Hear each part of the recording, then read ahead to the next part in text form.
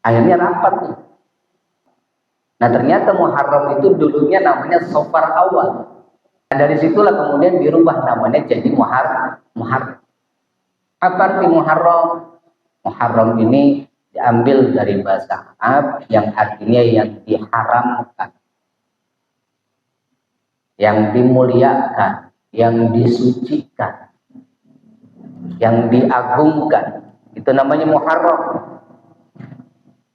Kenapa disebutnya bulan Muharram itu bulan yang dimuliakan? Karena di bulan itu banyak terjadi peristiwa-peristiwa.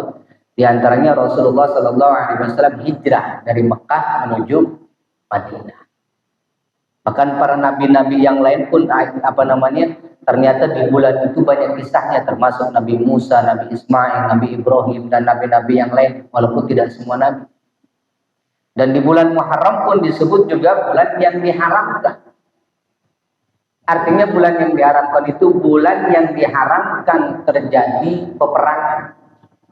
Diharamkan umat Islam, kaum muslimin pada bulan itu peperangan, berperang melawan Yahudi, berperang melawan kafir. Nggak boleh, harus ada gencatan senjata, kecuali mereka menyerang. Bapak yang sudah berangkat haji atau umroh, kalau sekarang ini kan kita berangkat dari Mekah menuju Madinah itu sudah ada bus. Malah sekarang lebih enak lagi pakai kereta cepat. Jadi kalau kita lihat peristiwa Rasul hijrah dari Mekah ke Madinah, itu butuh waktu yang bukan sehari 2 hari, bukan sebulan 2 bulan. Saat itu dari hijrah dari Mekah ke Madinah, dan dulu mah belum ada kendaraan kecuali onta. Untuk apa Rasul hijrah? Bukan Rasul mau kabur, lari. Rasul hijrah bukannya ingin kalah dari peperangan. Tapi Rasul sebenarnya hijrah itu berpindah, menyusun strategi, mengalah mundur sebentar untuk melangkah lebih maju, ngatur strategi. Itu pun Rasul ketika hijrah tersebut dikejar-kejar oleh kaum kufar. Kalau kita mah di Indonesia dikejar-kejar Belanda, dikejar-kejar komponi, Bang Pitung dikejar-kejar komponi, Bang Jiit, segala macam itu. Para ulama-ulama kita terdahulu ya berperang melawan Belanda, dikejar-kejar. Saya punya kakek juga begitu, Pak. Saya punya kakek dari ibu dikejar-kejar sama Belanda, dari Serang ke Banten, lari dia ke Bogor. Namanya Ki Thohir. Kiai Thohir. Kiai Thohir itu salah satu pahlawan ulama yang sekarang ada di Bogor, sudah almarhum zaman Belanda.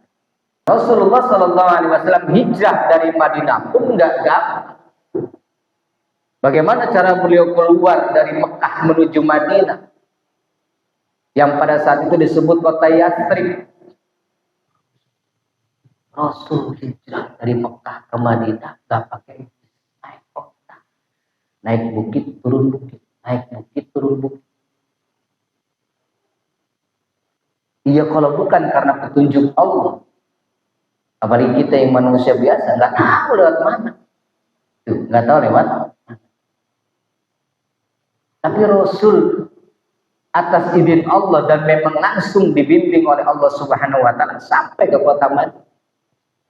Tujuan Rasul di sana hijrah adalah untuk membentuk masyarakat yang disebut dengan masyarakat Madani. Disitulah Rasul mulai menyusun strategi.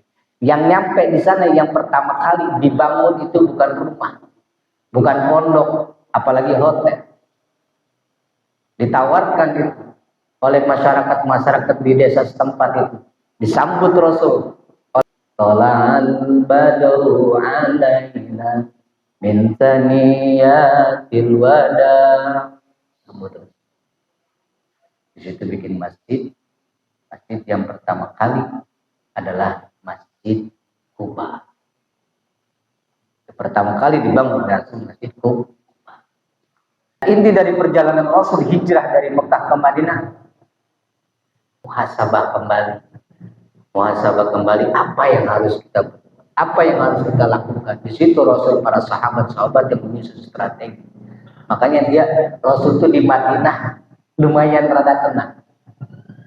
Makanya kita kalau lagi umroh atau haji pergi dari Mekah ke Madinah, jujur kalau bicara ketenangan kita dapat di Madinah gitu lagi. Di Madinah itu enak, adem, tentram. Gimana kalau kemarin berangkat enak di Madinah, tentram, nyaman. Beda dengan di Mekah, karena di Mekah itu memang aktivitas setiap hari. Orang tawaf itu nggak berhenti, nggak berhenti. Sebab kalau tawaf itu berhenti, nggak ada yang tawaf sama sekali, selesai kiamat. Karena ternyata tawaf itu perputaran bumi. Dilihat dari langit, tembus ke sana ada cahaya putih. Ternyata itulah putaran orang-orang yang tawaf. Maka di bulan Muharram, yang bulan dimuliakan, yang bulan disucikan, bulan gencatan senjata, disitulah banyak orang-orang yang berhijrah dan mengintrospeksi dirinya. Maka di bulan ini kita sama nih Pak. Di bulan ini kita sama-sama introspeksi, muhasabah diri. Sebab kata Rasul, siapa yang tahun ini atau tahun kemarin itu lebih buruk dari tahun yang sekarang, maka dia orang yang rugi. Atau tahun yang kemarin sama dengan tahun yang sekarang pun masih dianggap rugi, kata Nabi. Tapi orang yang beruntung adalah orang yang tahun sekarang lebih baik dari tahun yang kemarin. Itulah orang-orang yang beruntung. Makanya kita mah pengennya untung. Orang dagang pengennya untung. Maka di bulan Muharram banyak kita muhasabah diri, dan lalu kemudian juga kita niat ketika Rasulullah SAW hijrah dari Mekah ke Madinah, tujuannya adalah mencari ridho Allah Subhanahu Wa Taala, menyusun strategi bukan untuk kalah, tapi untuk maju, untuk merebut kembali kota Makkah. Disusun dulu strategi yang rapi. Karena Allah, karena ingin menegakkan agama Allah, maka ini pun jadi pelajaran nih. Ini jadi pelajaran buat kita. Agar setiap hari, setiap minggu, setiap bulan, setiap tahun, pergantian waktu, pergantian masa, kita introspeksi diri. Ibadah kita udah nyampe mana? Sholat kita sudah nyampe mana? Karena jarang-jarang kita mikirin hal-hal yang kayak gini.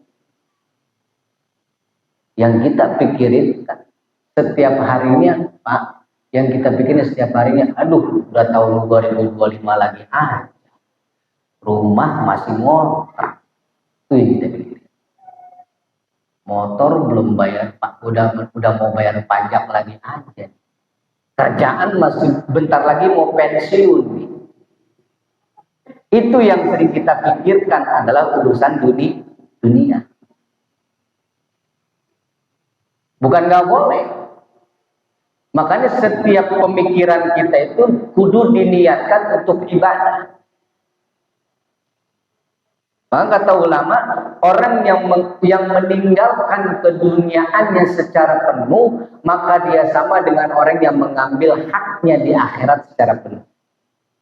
Tahun 1446 nih, kita introspeksi diri, pengen jadi hamba Allah yang lebih baik lagi.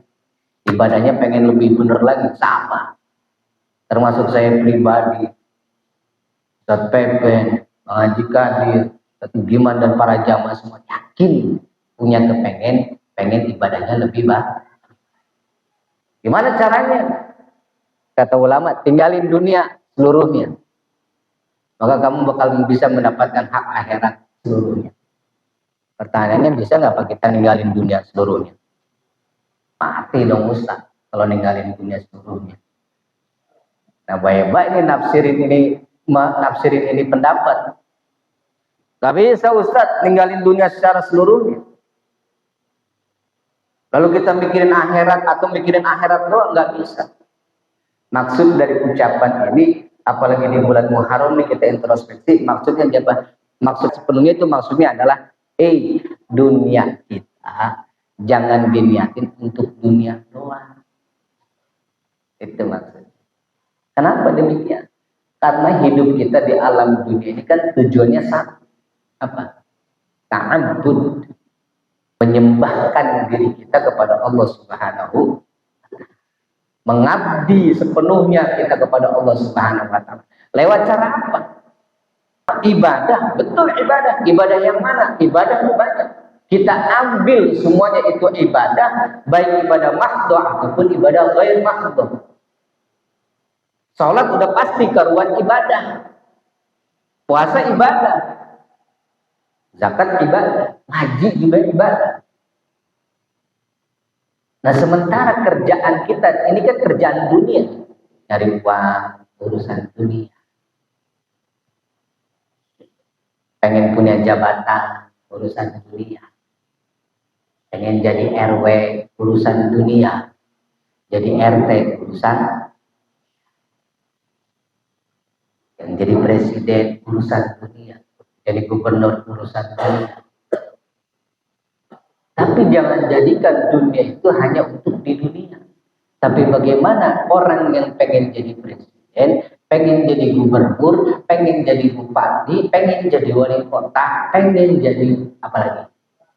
Camat, pengen jadi lurah, pengen jadi RW, bahkan pengen jadi RT. Yang itu adalah urusan dunia, niatkan karena Allah, jadi urusan akhirat. Ibadah nggak kalau kayak gitu?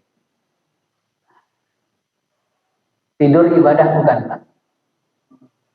Belum tentu jadi ibadah kalau tidurnya kita nggak niatin apa namanya, nggak baca Bismillah dulu, tidur asal tidur aja blak. Bangun kesiangan, subuh akhirnya jam 10 siang. Dikatakan orang ini rajin banget sholat duha tiap hari. Pas di tengah-tengah rakaat kedua dia pakai spion sholat duhanya. Katanya doa pun. Kalau tidurnya hanya sekedar tidur, semua orang bisa. Tapi bagaimana tidur itu jadi pahala? Sementara hidup kita di alam dunia, jangankan tidurnya, hidup dan matinya kita. Inna sholati wa nusuki wa mahyaya wa mamati lillahi rabbil alamin. Tidurnya jadi ibadah bagaimana? Wudhu dulu. Wudhu. Syukur-syukur kalau udah habis wudhu, sholat dulu sebelum tidur. Sholat sunnah. Sholat sunnah apa kan mau tidur? Sholat sunnah mutlak. Mau sholat hajat kek, mau sholat istikharah kek silakan. Atau nggak punya sholat ini, sholat sunnah aja. Sholat sunnah apa? Sholat sunnah mutlak. Kembalikan niat kita untuk urusan ibadah, walaupun ada itu urusan dunia. Emang bisa kan? Loh, kalau dunia hanya sekedar untuk mencari dunia, kita cuma kaya doang, Pak. Cuman punya jabatan doang, tapi kalau untuk hanya mencari jabatan, hanya untuk mengejar jabatan di dunia saja, itu nggak bakalan ke bawah-bawah di akhirat, kecuali itu mendapatkan pertanyaan. Sebab kita di alam dunia itu dijadikan khalifah yang nantinya bakal ditanya. Menjadi pemimpin, nanti kita bakal ditanya kepemimpinan kita. Kullukum ra'in wa kullukum mas'ulun an ra'iyatihi. Kita semua ini adalah pemimpin. Pemimpin negara, pemimpin wilayah, pemimpin kampung, bahkan kita pemimpin dalam rumah tangga kita masing-masing. Yang nanti kita bakal ditanya kepemimpinan kita, baik di negaranya, baik di wilayahnya, baik di kecamatannya, baik di kampungnya, ataupun di rumah tangganya masing-masing ditanya. Bapak Abdullah, ya Abdullah, bagaimana kamu ketika kamu di dunia waktu itu menjadi seorang kepala rumah tangga? Apakah kamu benar menafkahi istri dan anak-anakmu? Itu ditanya, Pak. Itu baru istrinya yang satu.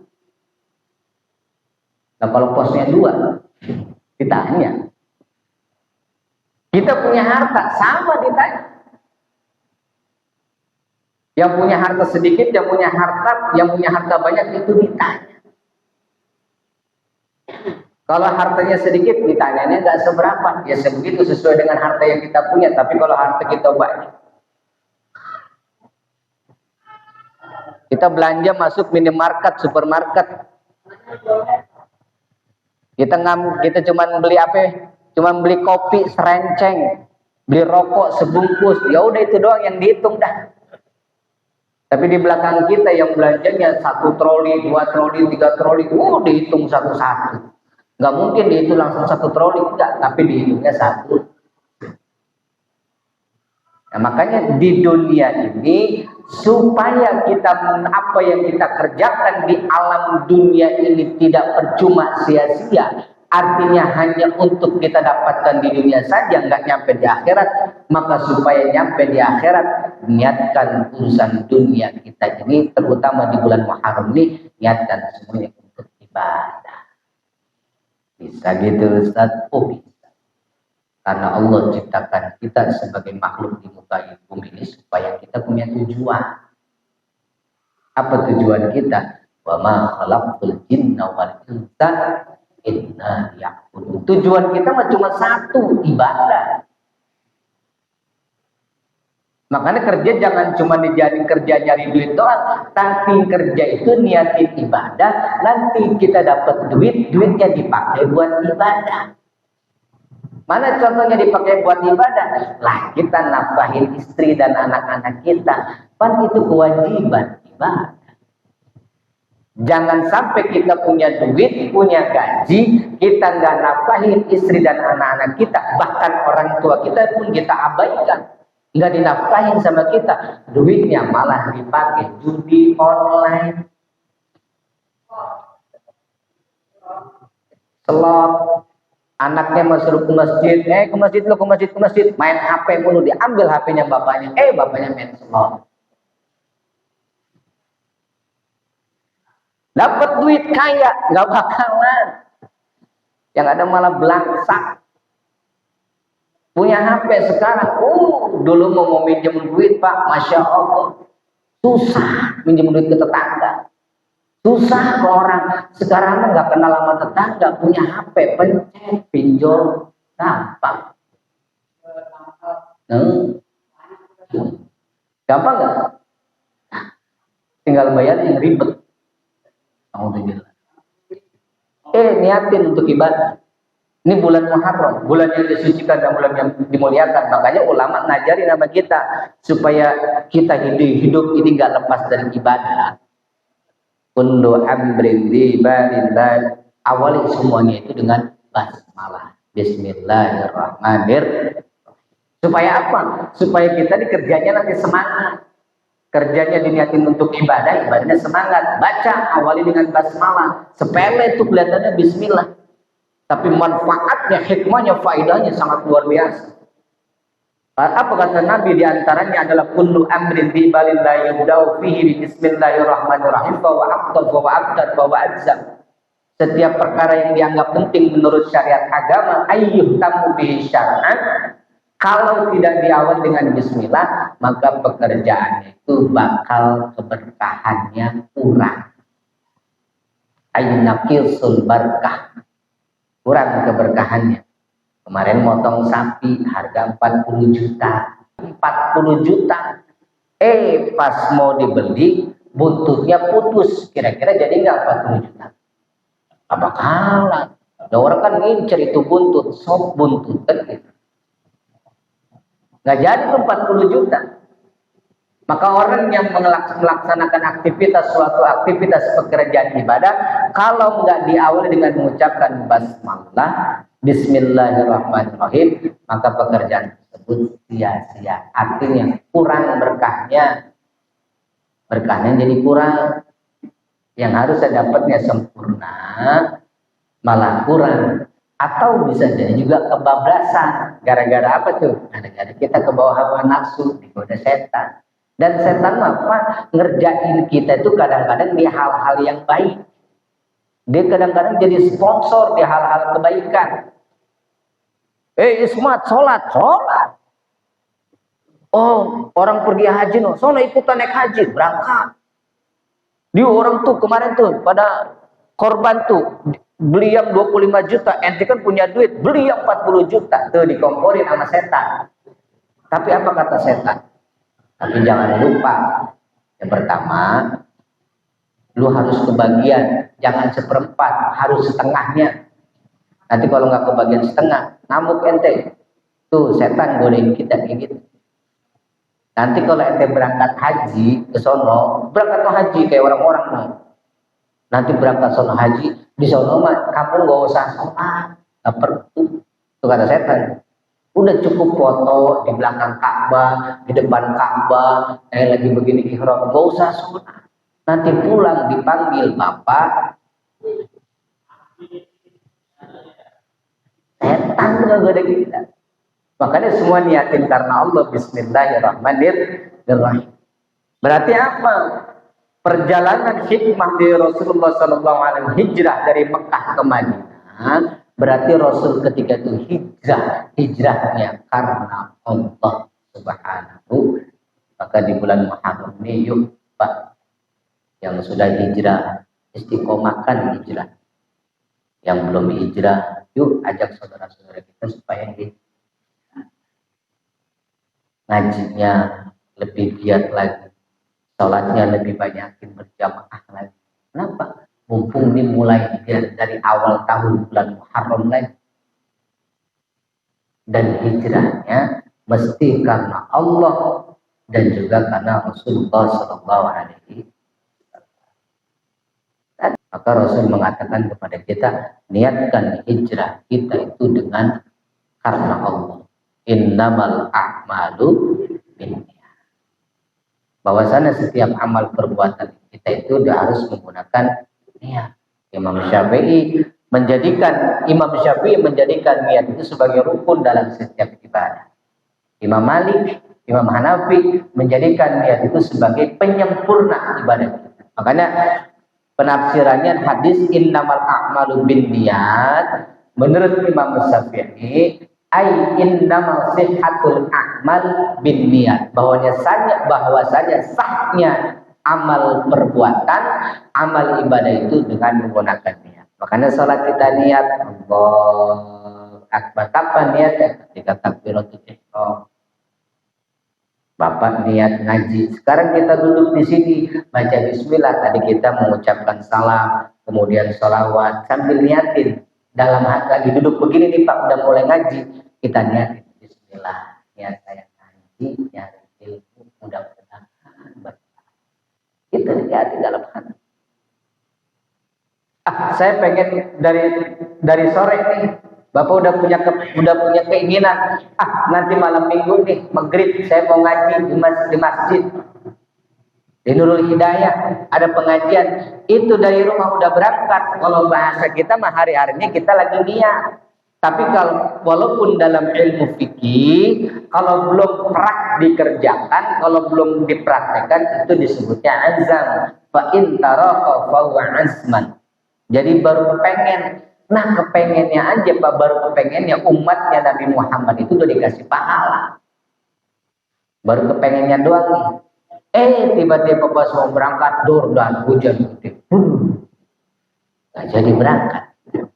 Apa kata kita yang di rumah? Masya Allah hujan, pengen berangkat mah. Payung nggak ada. Jas hujan juga lupa di motor.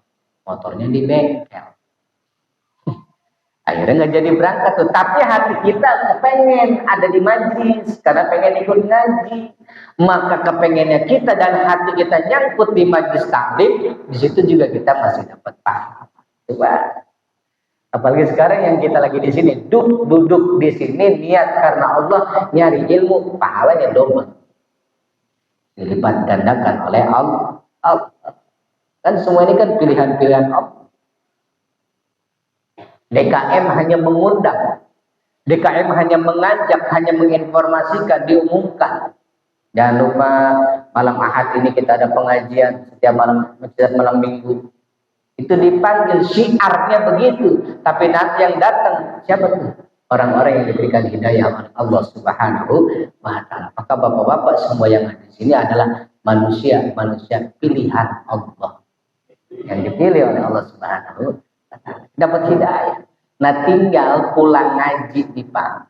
Pulang ngaji yang hari ini kita dapat hidayah, alhamdulillah. Pulang ngaji, pulang sholat, kita harus tetap pegang hidayah Allah. Jangan sampai lepas. Jangan dilepasin karena hidayah itu susah. Punten-punten. Enggak semua orang yang rumahnya sebelah masjid itu datang ke masjid. Ini kita lagi nggak ngomongin orang. ngomongin cerita. Tapi juga nggak semua yang jauh dari masjid itu nggak ke masjid. Malah kadang-kadang hidup mas sebaliknya, yang jauh malah datang, yang dekat aku dengeran ini gitu. Itu apa namanya? Disebut adalah hidayah. Dan kita tidak bisa menyalahkan karena Allah itulah yang memberikan hidayah. Bahkan saya pun tidak bisa menurunkan hidayah kepada Bapak. Ustadz Pepen, Pak Haji Kanu, Ustadz Giman, Ustadz yang lain pun tidak bisa memberikan hidayah kepada Bapak. Jangankan saya, para wali pun tidak bisa. Jangankan para wali, para nabi pun tidak bisa. Yang hanya dapat memberikan hidayah kepada manusia adalah Allah Subhanahu. Innaka la tahdi man ahbabta walakinnallaha yahdi man yasha. Sekarang sebagai manusia udah saling ngedoain, saling mendoakan yang baik. Mudah-mudahan yang pertama diri kita menjadi orang yang tetap baik sama diri sendiri, sama orang lain, termasuk sama keluarga kita. Kita doain negeri kita menjadi negeri yang baik, menjadi menjadi negeri yang baik. Wilayah kita menjadi tetap wilayah yang baik, bahkan bertambah baik. Kampung kita pun menjadi semakin baik, bertambah baik. Itu namanya hijrah. Makanya hijrahnya kudu karena Allah. Innamal a'malu binniyat. Bahwasanya amal perbuatan itu adalah dengan menggunakan niat. Karena niat itu adalah merupakan mi'yarul mu'mini, tolong ukur orang-orang yang beriman dalam beribadah, menunjukkan bahwa dengan niat karena Allah, dengan niat itu menjadi tolong ukur ikhlasnya seseorang. Tapi kalau bicara ikhlas, saya katakan bicara ikhlas karena Allah itu bukan berarti kita sebagai manusia biasa nggak punya kepengen, nggak punya harapan. Tapi ketika kita ibadah, niat ikhlas karena Allah, kita punya harapan, kita punya keinginan, punya hajat, sampaikan kepada Allah Subhanahu wa Ta'ala. Nggak perlu kita banyak ngomong ke orang lain, tapi banyak bicara, banyak ngomong kita ke Allah, banyak munajat kepada Allah. Selama belum dikabul, maka terus ibadah istiqomah. Bahkan ketika kita sudah dikabul, apa yang kita harapkan, tetap istiqomah ibadah kepada Allah. Itulah ikhlas. Jangan sampai belum dikabul, akhirnya kita putus asa. Kapok saya sedekah, kayak enggak, langsak iya. Oh berarti belum ikhlas. Atau jangan sampai ketika kita sudah kaya gara-gara sedekah, lalu pada saat kaya sibuk ngurusin ini itu, akhirnya lupa sama sedekah. Oh Pak, ditunggu nih, tahun ini udah beberapa kali belum sedekah. Maaf, saya sibuk. Oh mungkin orang itu belum ikhlas, belum istiqomah sedekahnya, belum istiqomah ibadah. Maka orang yang ikhlas, ketika dia punya harapan belum dikabul oleh Allah atau sudah dikabul oleh Allah, tetap dia istiqomah taat menjalankan perintah Allah. Sedekah istiqomah salatnya, istiqomah puasanya, istiqomah sedekahnya, istiqomah ngajinya. Ini yang susah nih ngaji, itu yang susah mengaji. Orang kaya kalau disuruh kasih santunan gampang, punten gampang. Kita minta santunan kepada para dermawan, Pak Haji, Pak Bos, mohon maaf nih dan Dirul Hidayah mau ada santunan yatim, barangkali mau nyumbang. Oh siap, berapa? Dikasihlah 1 juta, 2 juta. Tapi ketika kita ngundang, Pak Bos, mohon maaf nanti ada acara maulid, barangkali bisa hadir dalam tanggalnya sekian, tanggal sekian. Insya Allah, tapi kayaknya saya sibuk tuh, lebih susah ngajak ngaji Pak daripada suruh nyumbang Pak. Betul? Alhamdulillah kita masih mau ngaji, masih dikasih waktu sempat untuk ngaji. Mudah-mudahan kita istiqomah sambil kita doakan mudah-mudahan seluruh masyarakat baik yang ada di wilayah kampung Masjid Nurul Hidayah ini ataupun sekitarnya, mudah-mudahan dijadikan hamba Allah kita semua yang istiqomah soleh. Mudah-mudahan di tahun baru ini kita menjadi orang yang lebih baik lagi, menjadi hamba Allah yang semakin diridhoi oleh Allah Subhanahu wa Ta'ala. Amin ya rabbal alamin. Saja ala hadhihi al-Fatihah. Akhir da'wahum wa da'wan. Walhamdulillahirabbil alamin. Wallahu muwaffiq ila aqwamit thoriq. Assalamualaikum warahmatullahi wabarakatuh.